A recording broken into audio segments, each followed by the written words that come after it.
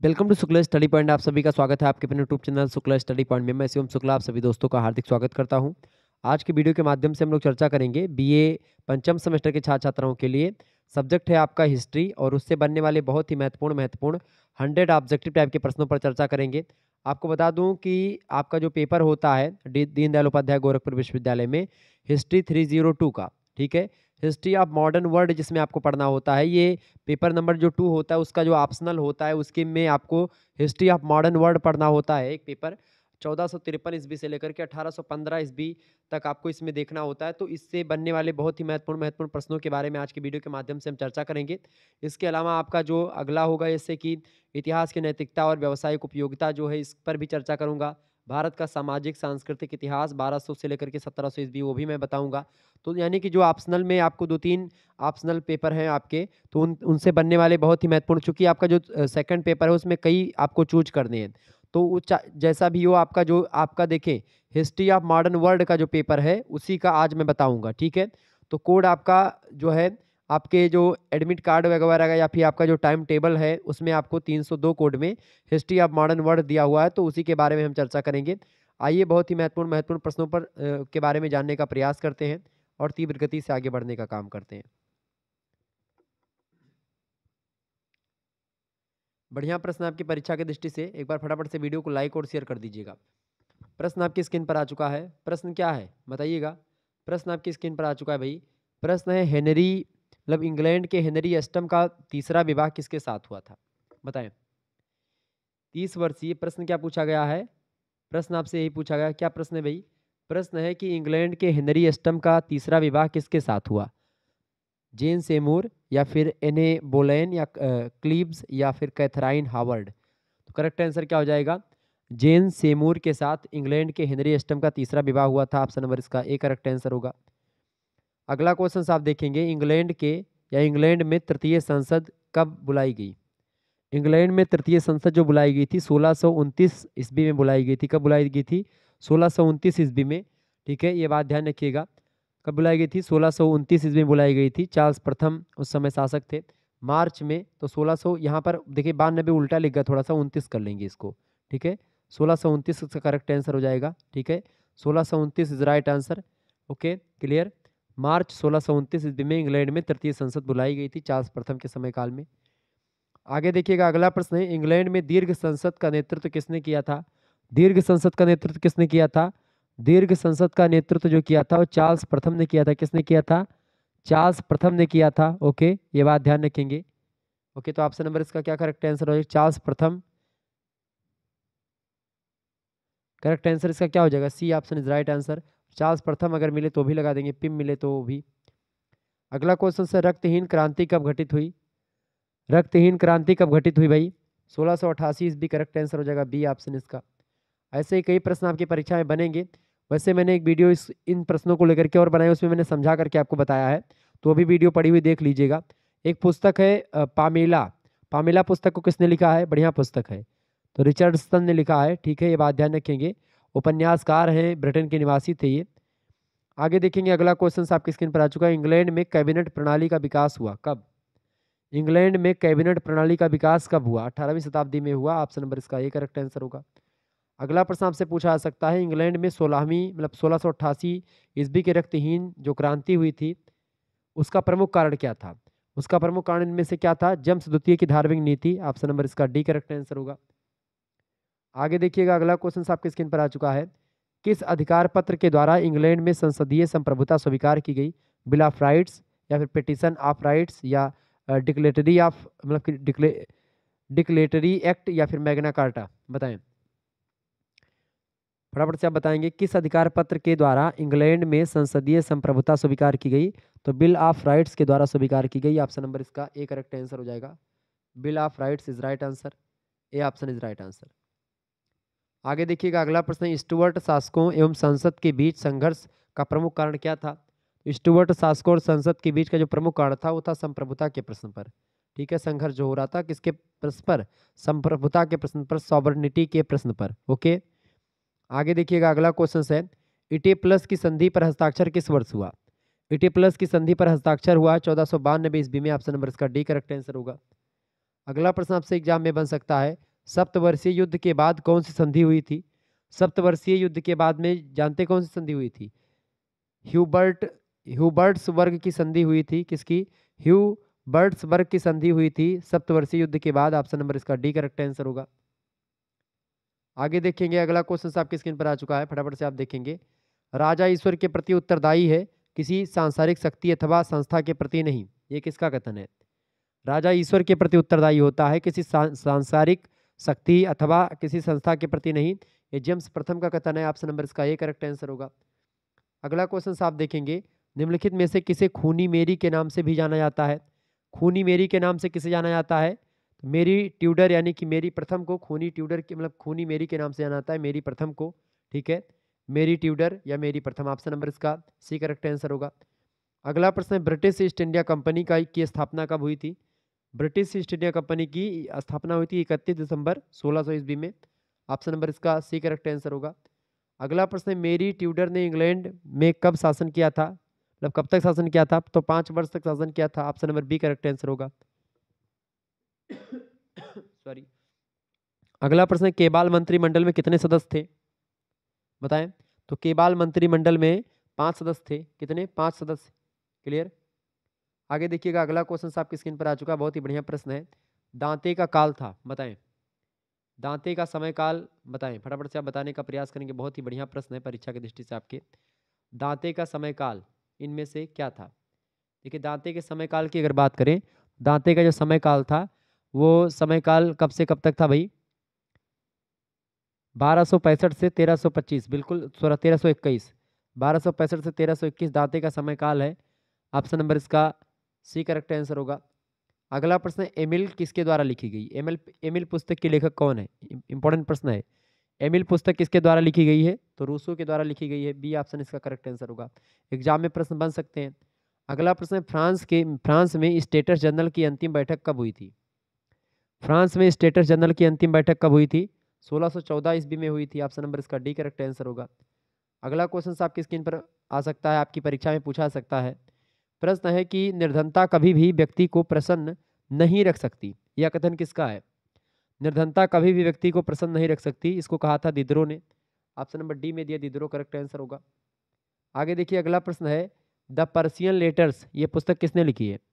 The Persian letters पुस्तक को लिखा है मॉन्टेस्क्यू ने। ऑप्शन नंबर इसका सी करेक्ट आंसर होगा। आगे देखिएगा, अगला प्रश्न आपसे बन सकता है एग्जाम में। मैं जानता हूं कि तुम्हारी बात गलत है, फिर भी तुम्हारी अभिव्यक्ति के लिए या के अधिकार के लिए मैं अपनी जान भी देने को तैयार हूं। यह कथन किसका था? दांते का, दिदरो या फिर वाल्टियर या रूसो? करेक्ट आंसर क्या हो जाएगा? Waltair is right answer, D option. अगला प्रश्न, किसका कथन है कि पवित्र रोमन साम्राज्य ना पवित्र, ना रोमन और ना ही साम्राज्य था? किसने कहा था इस बात को? पवित्र रोमन साम्राज्य ना पवित्र, ना रोमन और ना ही साम्राज्य था, यह कथन कहा था वाल्टियर ने। ऑप्शन नंबर इसका सी करेक्ट आंसर होगा। अगला प्रश्न, निम्नलिखित को सुमेलित करें। देखिए, इसमें सुमेलित करने की बात की तो पावर लूम की बात की है, तो पावर लूम का आविष्कार किया था एडमंड कार्टराइट ने। ऑप्शन नंबर ए का तो मिलेगा किसमें? 3 में मिलेगा। फ्लाइंग शटल का आविष्कार किसने किया था? फ्लाइंग शटल का आविष्कार किया था जॉन के ने। ऑप्शन नंबर ये होगा इसका। डिवाइन कॉमेडी आप सभी को पता होगा, दांते ने लिखा है। डिवाइन कॉमेडी के लेखक कौन है? दांते हैं। और द प्रिंस किसने लिखा? मैकियावेली की है। तो देखें, इसमें पहले का 3 यानी कि पहले का 3 किस में दिया है? ए में दिया पहले का 3, ठीक है। इसमें दोनों दिया नहीं तो ये वैसे गलत हो गए। और इसमें उपरोक्त में से कोई नहीं आपका दिया है, ठीक है। देखिए, चूंकि पहले का 3 हो गया, पहले का 3 हो गया, दूसरे का क्या है? चौथा, दूसरे का चौथा, बी का चौथा हो गया। सी का कितना है? दूसरा है। सी का तीसरा पहला दिया तो ये भी गलत हो गया, यानी तीनों गलत हैं। इसमें करेक्ट आंसर क्या हो जाएगा? इसमें उपरोक्त में से कोई नहीं सही है। तो हम लोग अब क्या मिलाएंगे? अब मिलाना क्या है हमको? पावर लूम, यानी कि ए का हो जाएगा आपका 3, ठीक है। या ऐसे इसी में तीसरे वाले में समझ लें, ए का कितना हो जाएगा? 3 हो जाएगा। बी का 4 हो जाएगा। ए का 3, सॉरी ए का 3, बी का आपका 4 और डिवाइन कॉमेडी दाते यानी कि सी का आपका 2। सी का यहाँ पर 2 हो जाएगा, ठीक है। सी का 2 और आपका जो डी हो जाएगा उसका 1 हो जाएगा, द प्रिंस मैकियावेली, ठीक है। तो डी का कितना हो जाएगा? 1। क्लियर। तो ये ऑप्शन में आपका डी में मिलना चाहिए, तो डी में आपको उपरोक्त में से कोई नहीं दिया, तो वही करेक्ट आंसर हो जाएगा, डी ऑप्शन, उपरोक्त में से कोई नहीं, ठीक है। आगे देखिएगा, अगला क्वेश्चन है। यहाँ से कई प्रश्न आपको बनने को मिले यहाँ पर। आपसे ये प्रश्न पूछेगा जो है द प्रिंस पुस्तक के लेखक, तो आप बताएंगे मैकियावेली। आपसे पूछेगा डिवाइन कॉमेडी पुस्तक के लेखक, तो आप बताओगे दांते। ठीक है, पावरलूम के बारे में पूछे, आविष्कार किसने किया? एडमंड कार्टराइट ने किया। फ्लाइंग शटल तो जॉन के। क्लियर, ध्यान रखेंगे इस बात को। अगला प्रश्न, 1789 का स्टेट जर्नल का अधिवेशन कहाँ पर हुआ था? 1789 का स्टेट जर्नल अधिनियम मतलब कि अधिवेशन जो हुआ था वो मतलब कि वर्साय में हुआ था, फ्रांस में पड़ता है वर्साय। ये ऑप्शन करेक्ट आंसर होगा। अगला प्रश्न, क्रांति से पहले समग्र रूप से फ्रांस की स्थिति को किस रूप में जाना जाता है? तो उसको किस रूप में जाना जाता था या जाना जाता है? पुरातन शासन प्रणाली के नाम से। ऑप्शन नंबर इसका ये करेक्ट आंसर होगा।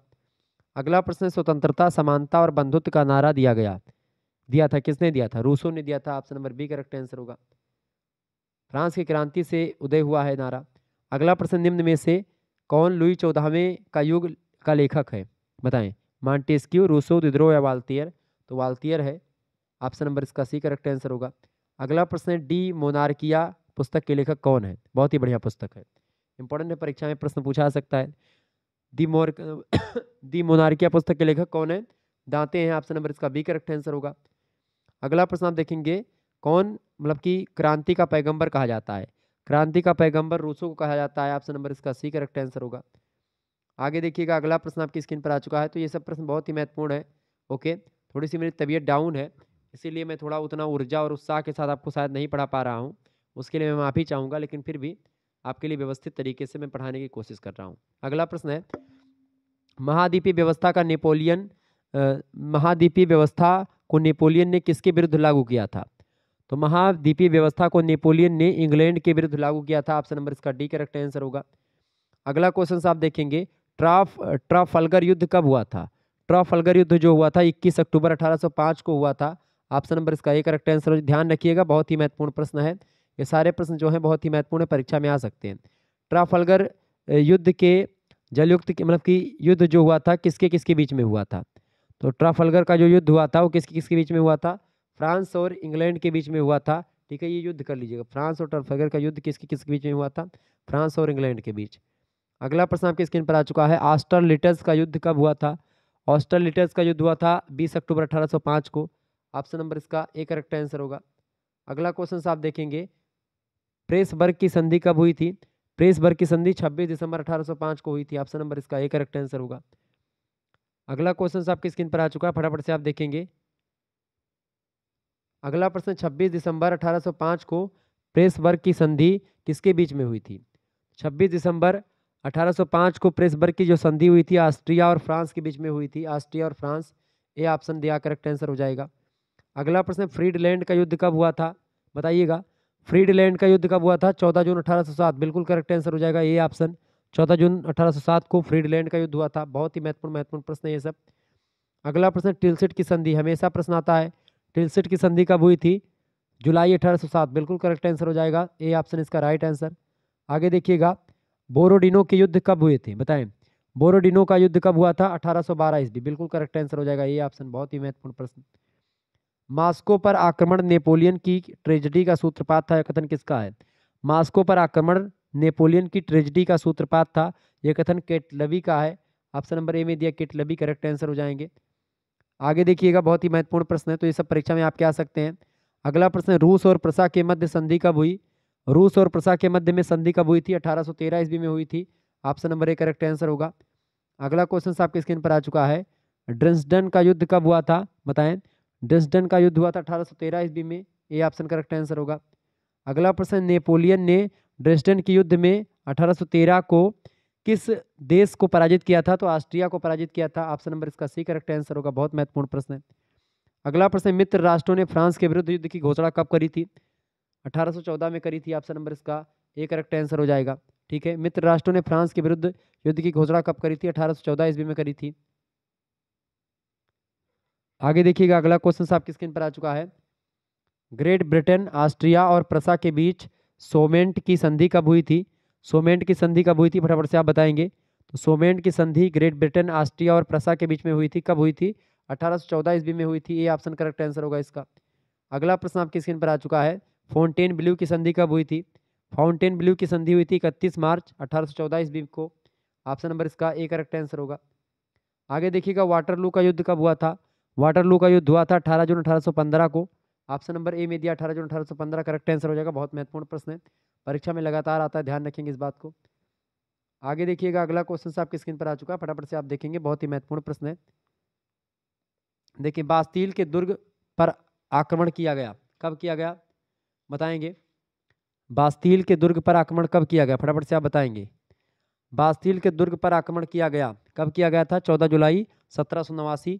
बिल्कुल सी ऑप्शन इसका करेक्ट आंसर। 14 जुलाई 1789 को बास्तील के दुर्ग पर आक्रमण किया गया। इंपॉर्टेंट प्रश्न परीक्षा की दृष्टि से। अगला क्वेश्चन, यह किस देश का लेख कथन है, मतलब कि यह किस लेखक का कथन है कि राष्ट्रीय राज्य का निर्माण योजना से कम और इत्तेफाक से ज्यादा होता है? बहुत ही बढ़िया प्रश्न।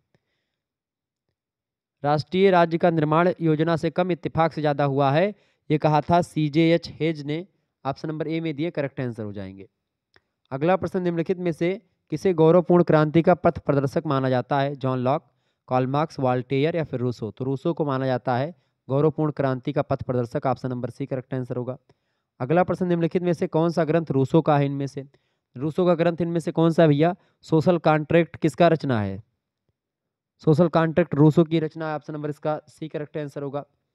अगला प्रश्न, विश्वकोश की रचना किसने करी? विश्वकोश की रचना दिदरो ने करी। Option number A correct answer होगा। बहुत ही महत्वपूर्ण प्रश्न है।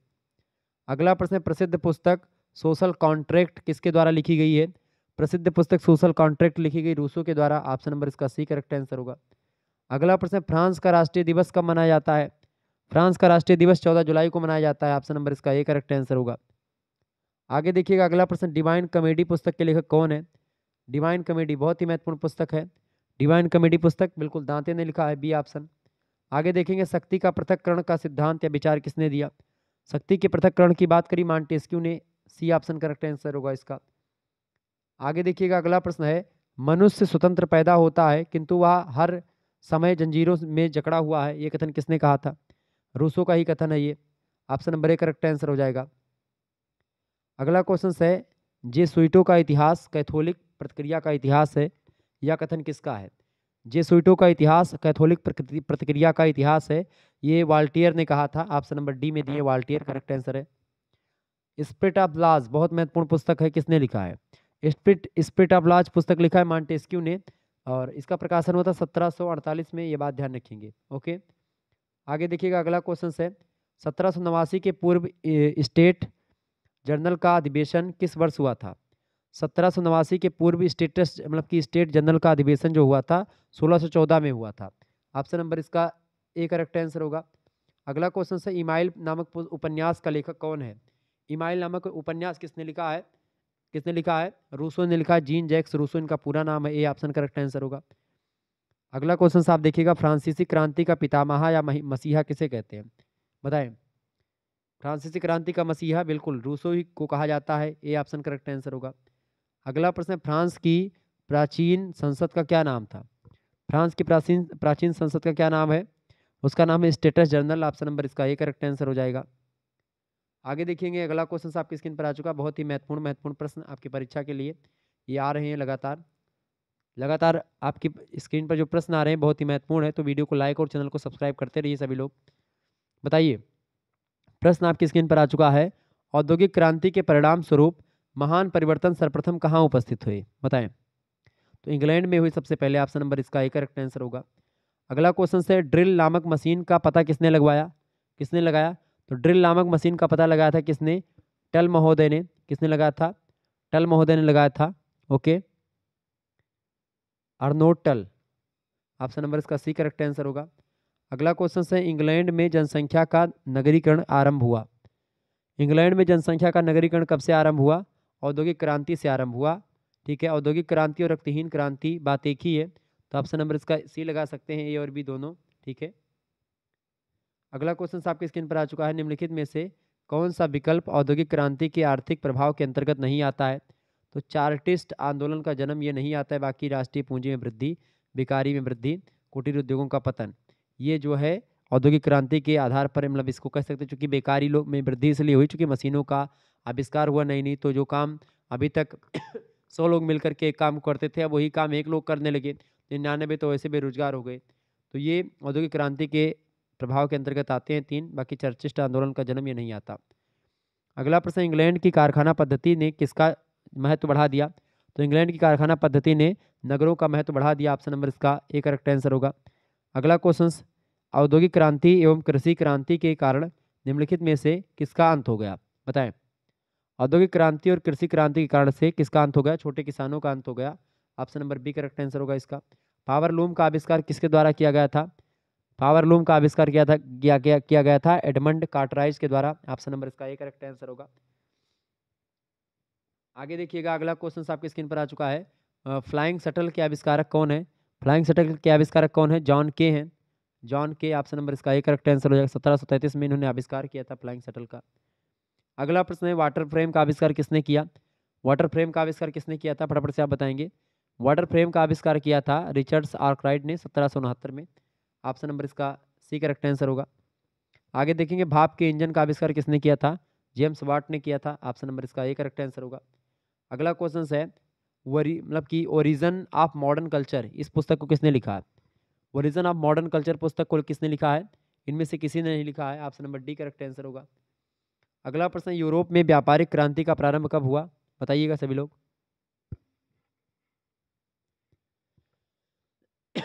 बताएं। यूरोप में व्यापारिक क्रांति का प्रारंभ नए व्यापारिक मार्गों की खोज से शुरू हुआ। ऑप्शन नंबर इसका सी करेक्ट आंसर होगा। अगला प्रश्न है, स्पेनिंग जेनी का आविष्कार किसने किया? स्पेनिंग जेनी का आविष्कार किसने किया था? जेम्स हरग्रीव्स ने किया था 1764 या 65 के आसपास। ऑप्शन नंबर इसका ए करेक्ट आंसर होगा। गैलीलियो ने दूरबीन की खोज करी थी। देखिए, ये मिलान को लेकर के प्रश्न आ गया। पावर लूम का आविष्कार किसने किया था? एडमंड कार्टराइट ने किया था, तो इसका डी हो जाएगा, पहले का डी। ठीक है, थोड़ा सा और ऊपर कर लेते, छोटा कर लेते हैं। पहले का डी आप देखें, पहले का डी किस में मिल रहा है? पहले का डी इसमें, पहले का डी इसमें, पहले में मिल रहा है। ठीक है, तो यही पहले का डी। और फ्लाइंग शटल का आविष्कार किसने किया था? जॉन के ने किया था।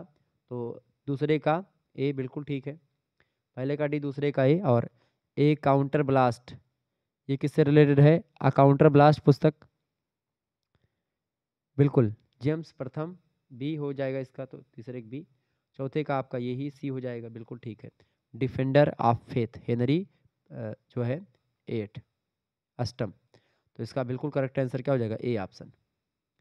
आगे देखिएगा, अगला क्वेश्चन आपकी स्क्रीन पर आ चुका है।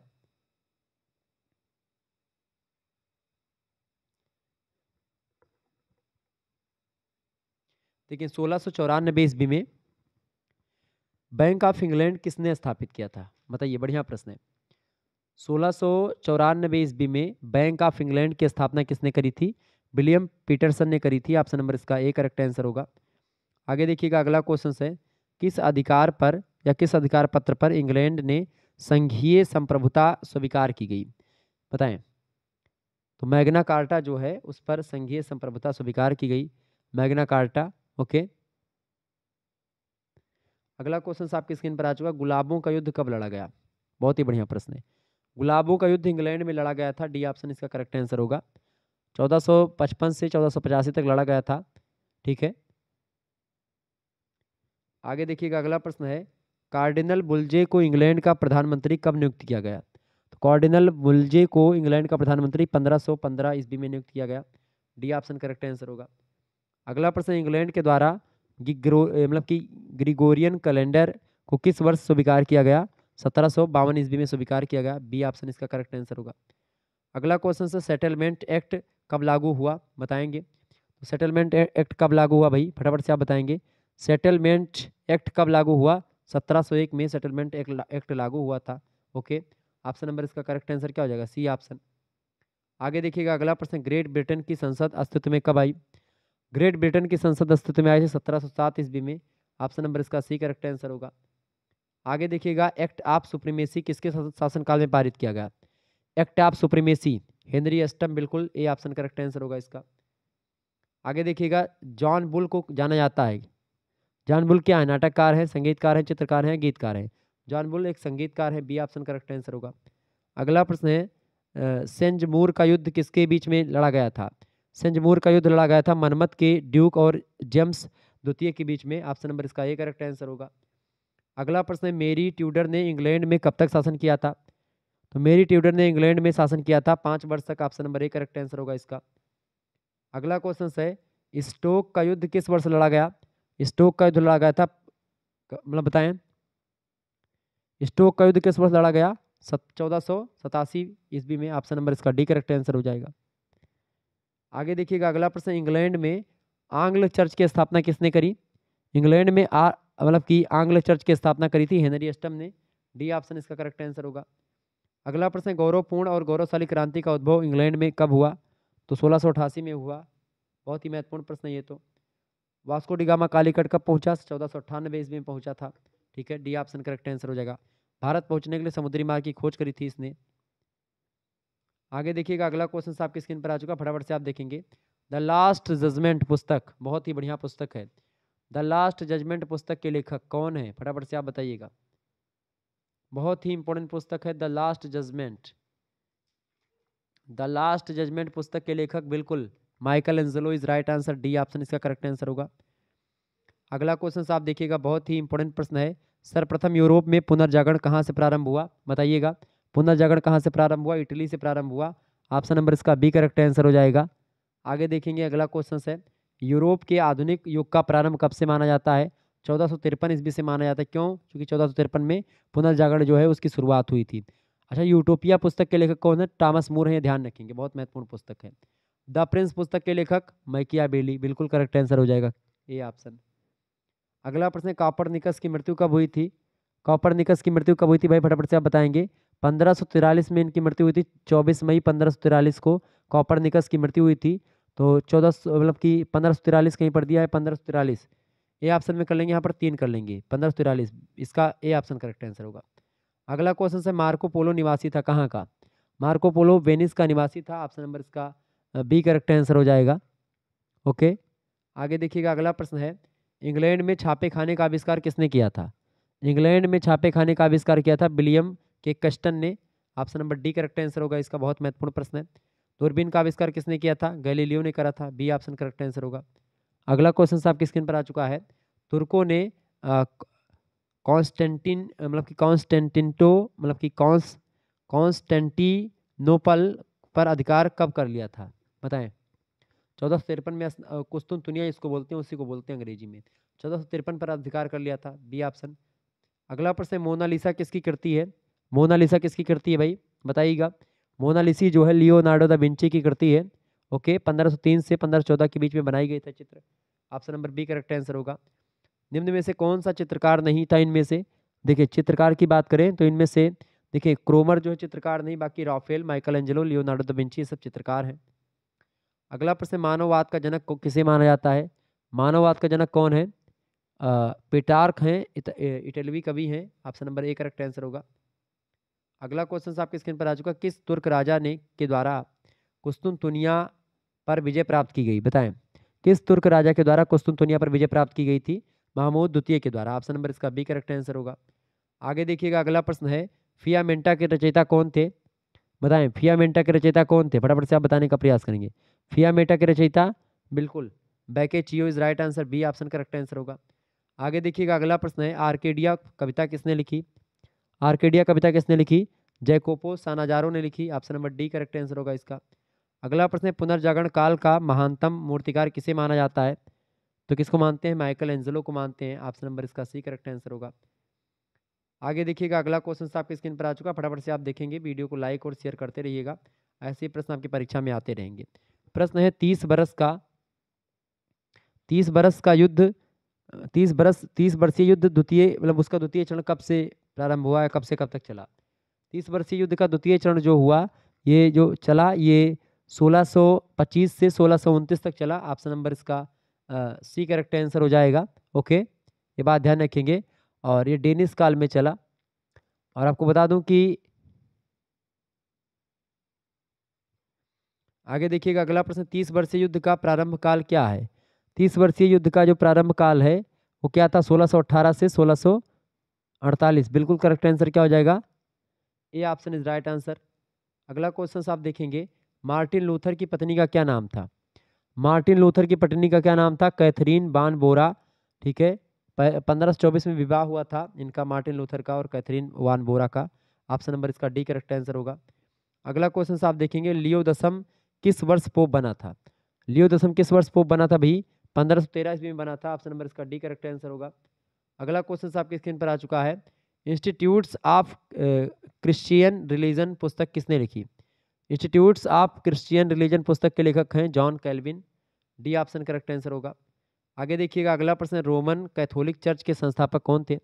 रोमन कैथोलिक चर्च के संस्थापक हैं saint Peter. B option correct answer होगा। अगला प्रश्न है, रोमन कैथोलिक चर्च द्वारा लिया जाने वाला कर क्या कहलाता था?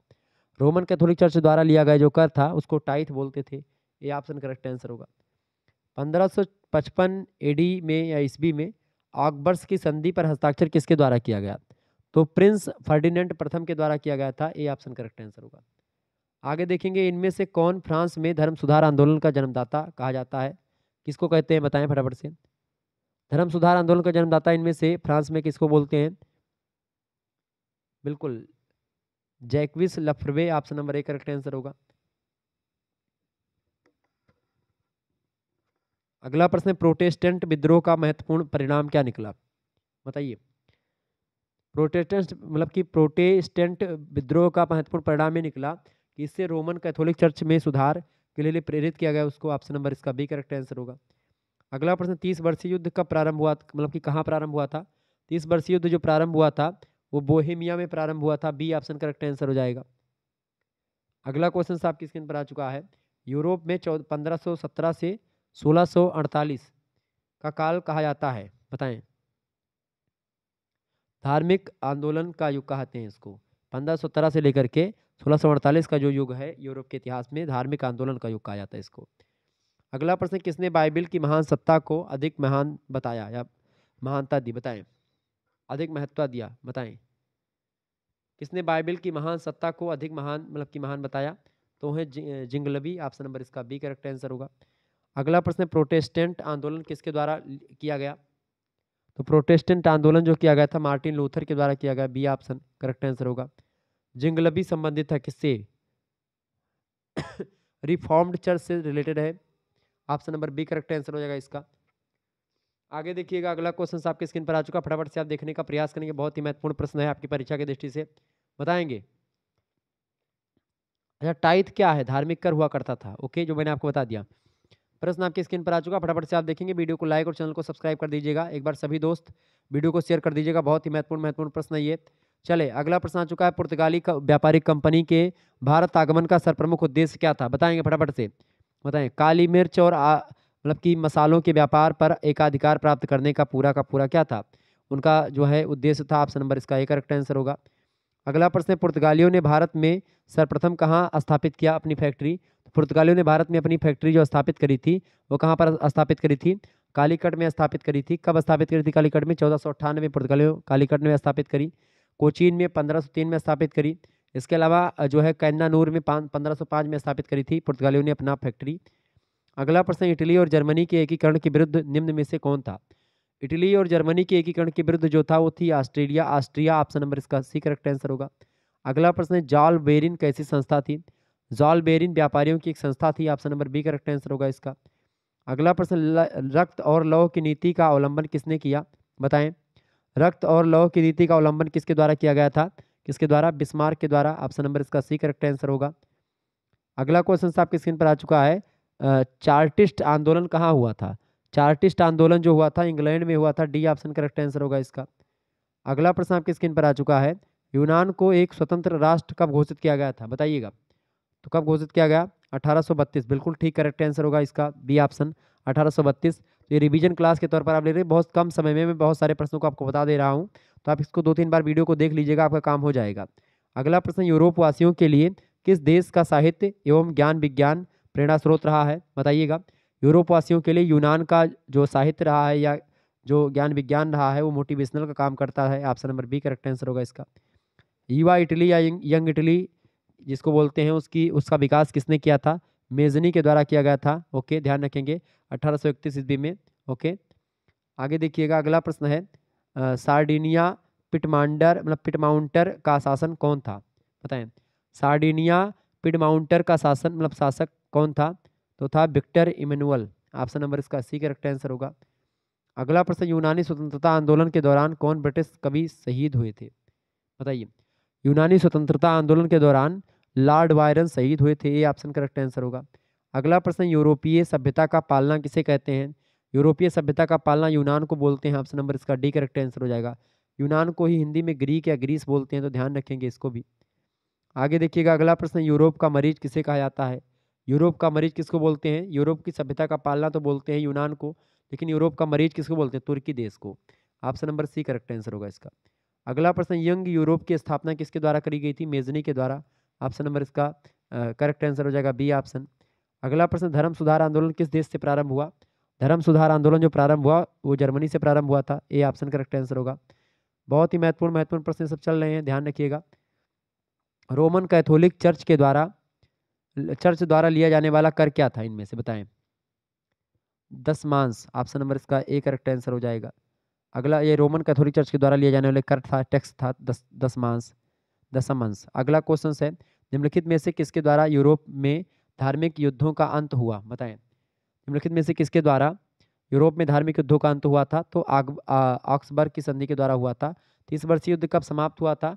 1618 में शुरू हुआ था और 1648 में ये समाप्त हुआ था, ये बात ध्यान रखेंगे। Okay, clear.